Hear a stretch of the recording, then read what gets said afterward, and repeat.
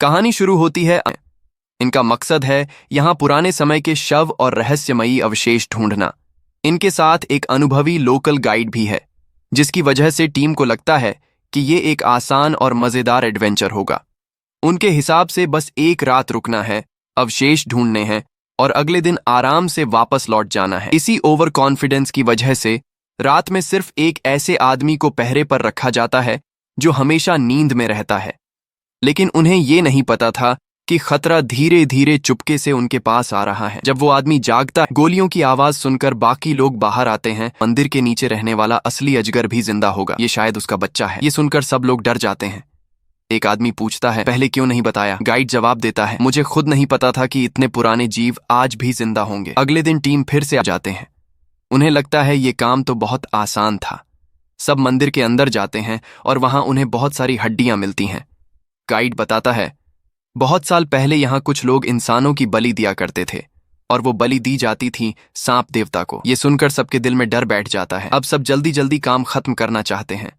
वे अपने उपकरण निकालते हैं और खोज शुरू कर देते हैं। अवै ड्रोन उड़ांग और लिसा टीम में थे। दाइशी और बड़ी बहन कैंप की देखभाल कर रहे थे और मैं और अन्ना काफी देर से 2 लोगों को ढूंढ रहे थे, लेकिन हमें कोई नहीं मिला। तभी बड़े भाई को एक बहुत बड़ी सांप की केंचुली मिली। उसे देखकर उसने अंदाजा लगाया कि ये सांप पहले वाले से भी कहीं ज्यादा बड़ा है और ये केंचुली अभी अभी उतरी हुई थी। मतलब साफ था वो विशाल सांप यहीं कहीं आस पास है। हम अभी अपने बाकी साथियों तक पहुंच भी नहीं पाए थे कि इतने बड़े सांप एक इंसान की बलि देनी होगी। फिल्म में इसे एनर्जी कहा गया था, लेकिन असल में ये एक इंसान की कुर्बानी थी। यही इस कहानी का इशारा था। फिर बड़े भाई ने सबको हिम्मत दी, हार मत मानो, हमें एकजुट रहना होगा। अगर हम अभी वापस लौट गए तो आवेई की मौत बेकार हो जाएगी। उनकी बात सुनकर सब धीरे धीरे मान गए, लेकिन किसी ने उसका इंतजार तक नहीं किया। उसे वहीं छोड़कर सब आगे बढ़ गए और बस यहीं से उस खतरनाक विशाल अजगर को मौका मिल गया। उसने मौका देखकर पीछे से हमला कर दिया। अगली सुबह सभी लोग फिर उसी जगह पहुंचे, लेकिन इस बार उनके पास ड्रोन नहीं था। अब उन्हें अंदर जाकर खुद ही तलाश करनी थी। कुछ ही दूर चले थे कि अचानक जमीन धंस गई और 3 लोग सीधे नीचे गिर पड़े। भैया और अन्ना तो बच गए, लेकिन दीदी की हालत खराब थी। लोहे की सरिया सीधे उसके शरीर को चीर चुकी थी। उसे होश में लाने की कोशिश की गई। फिर फैसला हुआ कि कुछ लोग जाकर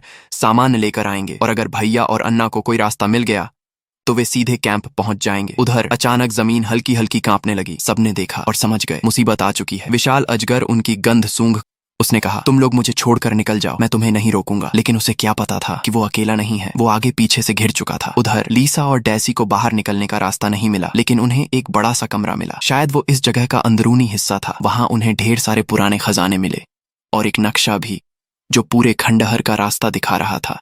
इधर लीसा और डैसी के जाते ही भैया और अन्ना वहां पहुंच गए और जैसा पहले शक था, भैया ने धोखा दे दिया। खजाना देखकर उसकी आंखें चमक उठी। अब वो सब कुछ खुद के लिए चाहता था, लेकिन बीच में था वो खतरनाक विशाल अजगर। तो उसने एक खतरनाक प्लान बनाया। वो अन्ना को पकड़ता है और उसे आगे भेजने की तैयारी करता है। उधर लीसा और डैसी और अन्ना उन्होंने फैसला किया कि दोनों अलग अलग काम करेंगे। डैसी उस अजगर का ध्यान भटकाएगा और अन्ना बाहर जाकर मदद लाएगी। डैसी ने आवाजें करनी शुरू की, ढोल नगाड़े जैसी आवाज, और सच में विशाल अजगर उसकी तरफ आ गया। लेकिन किस्मत का खेल देखो, डैसी पहले बाहर निकल गया और अन्ना पीछे रह गई। अब विशाल अजगर अन्ना के भी वापस आ गया। दोनों मिले, जिंदा देखकर एक दूसरे को गले लगाया। लेकिन तभी कुछ अजीब हुआ। डैसी भागने के पीछे था, वो तो उसकी मौत बन गया। आखिरकार रेस्क्यू टीम अन्ना और डैसी को लेकर वहां से निकल गई और इसी के साथ इस डरावनी कहानी का अंत हुआ।